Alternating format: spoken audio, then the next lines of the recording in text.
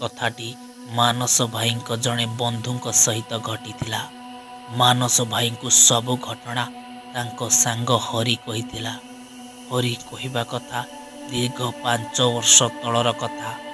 ଆମେ ଦୁଇ ଭାଇ ହରି ଆଉ ନରି ମାଛ ବେପାର କରୁଥାଉ। ଯଦି କେହି ଡାକନ୍ତି ମାଛ ଧରିବାକୁ ତାହେଲେ ମାଛ ଧରିବାକୁ ଯାଉ। ମଝିରେ ମଝିରେ ବାରି ଦେଖି ଶୁଖୁଆ ବେପାର କରିଥାଉ। କେମିତି କ'ଣ କରି ଘର ଚଳାଇବାକୁ ହେବ ଆଉ 2 ପଇସା ସଞ୍ଚୟ କରିହେବ ସେ ଲକ୍ଷ୍ୟରେ ଆମେ ଏ ବେପାର ଆଦରି ନେଇଥିଲୁ। ଏମିତି କିଛି ଦିନ ବେପାର ଭଲ ଚାଲିଥାଏ। ମଝିରେ ମଝିରେ ମାଛ ଧରା ହେବା ପାଇଁ ଡାକରା ବି ଆସିଥାଏ। ହେଲେ କିଛି ଦିନ ପରେ ଶୁଖୁଆ ଉପରେ ଟିଭିରେ ଗୋଟେ ଆଡ଼ଭର୍ଟାଇଜ୍ ଦେଲା। ସେଥିରେ କହୁଥିଲା ଶୁଖୁଆ କୁଆଡ଼େ ଖାଇବା କ୍ୟାନ୍ସର ହେଉଛି। ତେଣୁ ଲୋକମାନେ ଆଉ ଶୁଖୁଆ ଖାଇବାକୁ ଆଗ୍ରହ ପ୍ରକାଶ କଲେନି। ଏମିତିରେ ବି ମାଛ ବେପାର ଧୀରେ ଧୀରେ ଡାଉନ୍ ହେବାରେ ଲାଗିଥାଏ। ଦିନକର କଥା, ବେପାର କରୁ କରୁ ଦୁଇ ଭାଇଙ୍କର ଗୋଟେ ନିଛାଟିଆ ରାସ୍ତାରେ ଭେଟ ହେଲା। ଆମେ ଦୁଇ ଭାଇ କଥା ହେଲୁ, ଏ ବେପାର ଆଉ ଭଲ ହେଉନି, କ'ଣ କରିବା? ବଡ଼ ଭାଇ କହିଲା, କାଲିଠୁ ଚାଲିଯିବା ମାଛ ଧରିବାକୁ। ଭାଇର ଏ କଥା ଶୁଣି ମୁଁ କହିଲି, ହେଲେ କେହି ତ ମାଛ ଧରିବାକୁ ଡାକୁ ନାହାନ୍ତି, ଆଉ କ'ଣ ଆମେ ମନକୁ ଯିବା? ହେଲେ ଆମେ ଦୁଇ ଭାଇ ଏସବୁ କଥା ଆଲୋଚନା କରୁଥିବା ସମୟରେ ପାଖ ତାଳ ଗଛରେ ରହିଥିବା ଭୁତୁଣୀଟି ଆମ କଥା ଶୁଣୁଥିଲା ବୋଧେ। ଏତିକି ବେଳେ ଗୋଟେ ବରଡ଼ା ଖସିଲା। ଆମ ଦୁଇ ଭାଇଙ୍କ ନଜର ସେ ବରଡ଼ା ଉପରେ ପଡ଼ିଲା। ଆଉ ସେ ବରଡ଼ାଟା ଯେଉଁଠି ପଡ଼ିଥିଲା ସେଠି ଗୋଟେ ପୋଖରୀ ଥିଲା। ବାପରେ, ସେ ପୋଖରୀରେ ଏ ମାଛ! ମୁଁ ଭାଇକି କହିଲି, ଭାଇ ଏ ପୋଖରୀରୁ ମାଛ ଧରିଲେ ହୁଅନ୍ତାନି? ଭାଇ କହିଲା, ହେଲେ ଏ କେଉଁ ଗାଁ? ଏ ପୋଖରୀ ବିଷୟରେ ଆମେ ତ କିଛି ଜାଣିନେ। ଏତେ ପ୍ରବଳ ମାଛ ଲୋକମାନେ କାହିଁ ଧରୁନାହାନ୍ତି?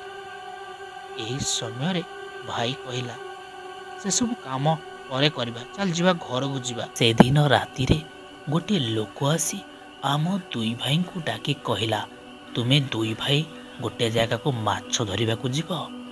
ଏ କଥା ଶୁଣି ଆମେମାନେ ଖୁସି ହେଲୁ ଆଉ କହିଲୁ, କେଉଁଠି ମାଛ ଧରା ହେବ?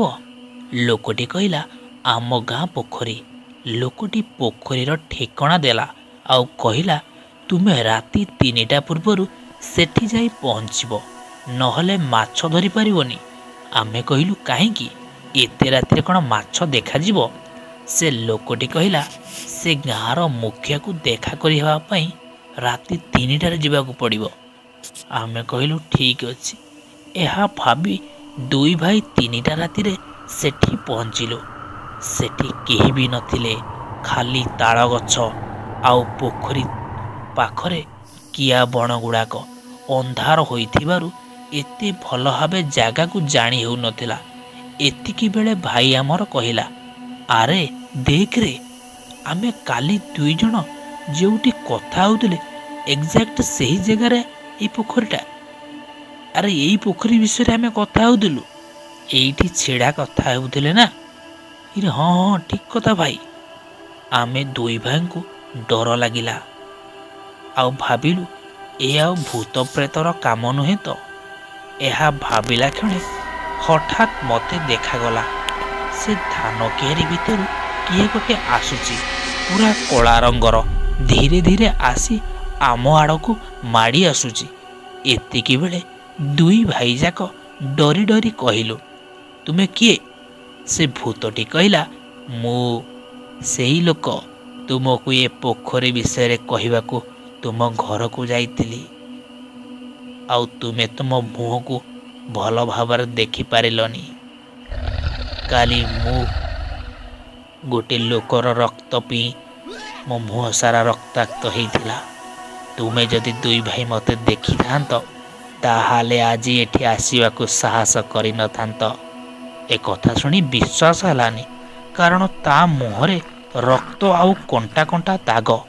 ତାକୁ ଦେଖି କୁକୁର ଗୁଡ଼ାକ ଭୋକୁଛନ୍ତି। ଏତିକି ବେଳେ ପେଚା ଗୁଡ଼ାକ ବିକଟାଳ ରଡ଼ି କଲେ। ଭାଇ କହିଲା, ଆରେ ଏ ଗୋଟେ ଭୂତ, ଚାଲ ପଳାଇବା, ଏତିକି କହିଲା ବେଳକୁ ସେ ଭୂତଟି ଆମକୁ ସେ ପୋଖରୀରେ ବୁଡ଼ାଇଲା ଆଉ ଉଠାଇଲା। ଆଉ ଚାରିଆଡ଼େ ଅନ୍ଧାର, କେହି କୁଆଡ଼େ ନଥାନ୍ତି। ଆମେ କହିଲୁ, ଆମକୁ ଛାଡ଼ି ଦିଅ, ଆମେ ତୁମର କିଛି ଦୋଷ କରିନୁ। ହେଲେ ସେ ଭୂତଟି କହିଲା, ତୁମେ କାହିଁ ମୋ ପୋଖରୀ ଉପରେ ଆଖି ପକେଇଲ? ଏହା ମୋର ପୋଖରୀ। ତୁମ ପରେ ଆଉ ଜଣେ ସାହସ କରିଥିଲା ମାଛ ଧରିବାକୁ। ତା ରକ୍ତ ପିଇ ତାକୁ ମାରିଦେଲି। ହେଲେ ତୁମକୁ ଛାଡ଼ି ଦେଉଛି, ଯାଅ। ହେଲେ ଗଲା ପୂର୍ବରୁ ମୋତେ ମାଛ ଧରିକି ଖାଇବାକୁ ଦିଅ। ଏହା ଶୁଣି ଆମେ ଦୁଇ ଭାଇ ଜାଲ ପକାଇ ବଡ଼ ବଡ଼ ମାଛ ଧରି ସେ ଭୂତକୁ ଖାଇବାକୁ ଦେଲୁ। ତାପରେ ଯାହା ହଉ ଆମେ ସେଦିନ ବଞ୍ଚିଲୁ। ସେଦିନଠାରୁ ଆମେ ସମସ୍ତଙ୍କୁ କହିଲୁ, ସେ ଗାଁ ପୋଖରୀରେ ମାଛ ଖିଆ ଭୂତ ରହୁଛି।